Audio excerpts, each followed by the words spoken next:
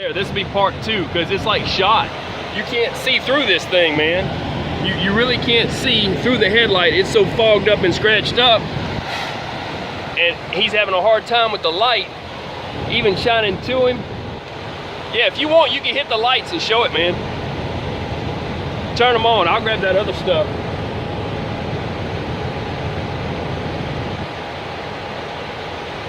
Just for a second. Just show it real quick. They didn't come on. They sure didn't.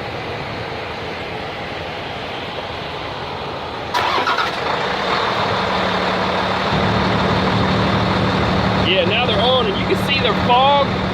And I'll even show that it's not that dirty.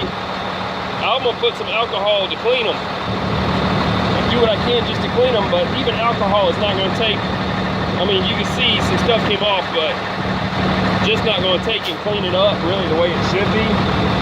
Because as soon as that dries, it gets all faded again.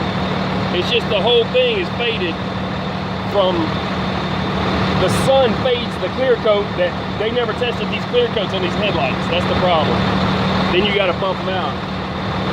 Yeah, you can kill it. Go kill the light. But this is what I'm using on this guy's here. He just happened to call me and I'm like, hey, we'll video that.